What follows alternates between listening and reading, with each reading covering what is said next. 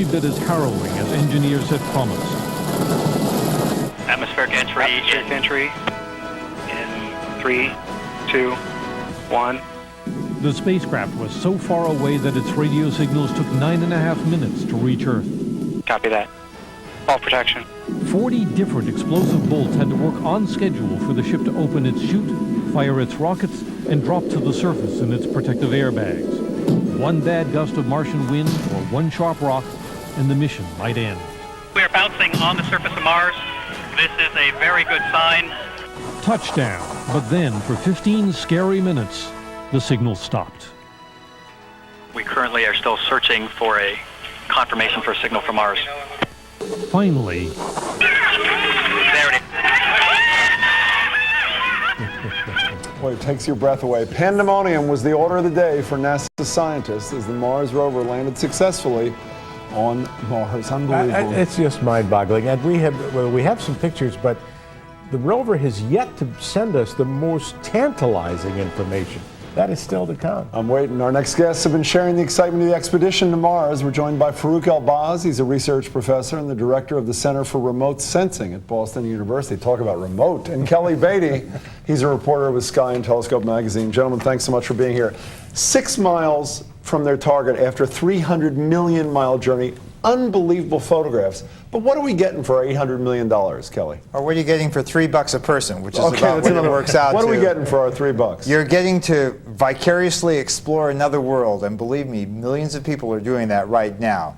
The scientists are getting their fill too. They're getting a chance to see what Mars is like and what it might have been like billions of years ago, to see if there was water there and whether there might have been, a climate conducive for life. Farouk, this is our first success with Mars since Pathfinder went back in 1997. We've had a few disasters. But why is it so important to find out whether or not there's water on Mars? It is a very essential question because many people have thought about the potential of life somewhere in the solar system on some planet. Mars has conditions that are very similar to Earth's conditions, particularly in desert areas and the cold regions of the Earth.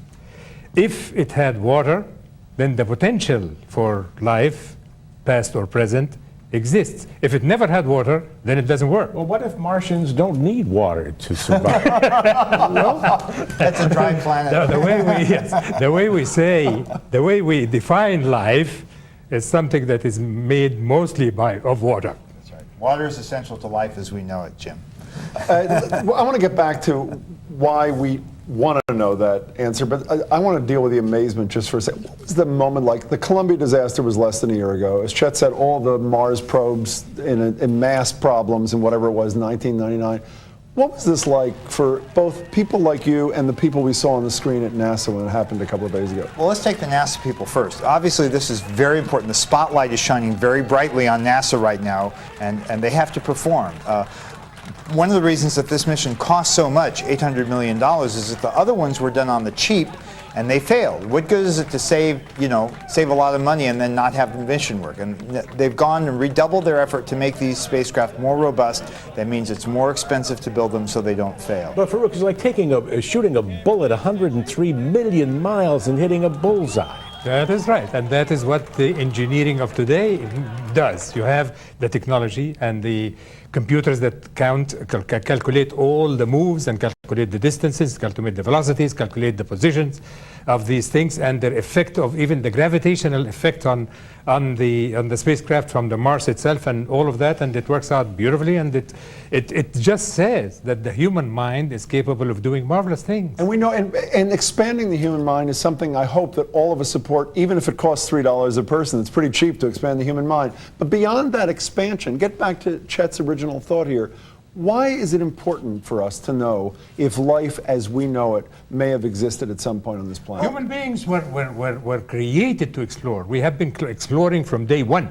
From the cavemen time, they began to explore and look around. From throughout civilization, you find people looking up on the stars. The Egyptians built the pyramids based on the positioning of the stars, and you name it. Whatever it is that human beings did was based on some kind of an exploration or another. I mean, I have to say, Jim, this is really a slam dunk question because to find whether we are truly alone in the universe has to be one of the most profound questions that we can conceive. And so, And a question that virtually every little boy or girl, as well as every grown-up, thinks about. and so NASA is doing, I think, what, in a sense, what the American public in general wants them to be doing, which is finding the answer to that question. Now, what does this do for those who suggest we ought to be using unmanned vehicles like Spirit, like the rover, as opposed to sending human beings? There is a great deal of credibility to that position, and that position is certainly, many scientists, my colleagues of ours, have been posing that question, and it makes sense. Yes, unmanned vehicles can do wonders. We don't have to use men in space. However, in the final analysis, whatever happens in the long run, human beings have to be involved in, because actually whenever you have human beings, there is a great deal more than what instruments can do.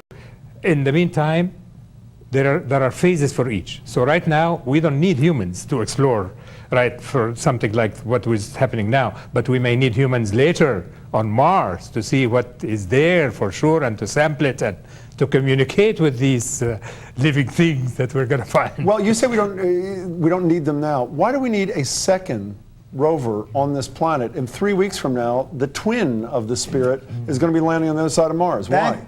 Jim, you're not old enough to remember this, but I don't back in think the so. Whatever it 60s, is. back in the 60s when we started Mars exploration, NASA always launched in twos. So did the Russians, for that matter. And it's sort of a safety in numbers. It sort of guaranteed that you would have success. We got into a groove in the late 90s where we only sent one of each. It was cheaper to do it that way, and when one failed, the whole mission failed. So two gives you security. It also allows you, if they both work, to sample two different environments and compare notes. All right, before we let you go, just a quick note on the Stardust expedition, trying to sample dust from the tail of a comet. What do we hope to learn? Well, this is really a very essential question right now, because this particular mission has the potential of actually sampling not just ice, but particulate matter, meaning little dust, meaning little rocks, from a comet, and we have never done that before. So this is something like a snifter that will go around across the tail of a comet that most likely has dust particles in it, and then come back to Earth for us to analyze what is there. And how long will it be before it's on eBay, the stuff that they bring back? Just a couple of minutes. It will come back on 2006, and so it will be 2007 maybe. It's an essential question because comets formed at the beginning of the solar system. And so if we can understand that process for comets, we'll know a great deal more about how the Earth formed. I hope you guys aren't disappointed when we found out Martians don't need water. Wildly exciting. Thanks for sharing your thoughts with us. Thanks to Kelly Beatty and Farouk El-Baz. All right, now looking to the middle of the week, we want viewers to get ready to take part in a special program. Carol Mosley Braun will be our guest on Wednesday for a 1-hour town meeting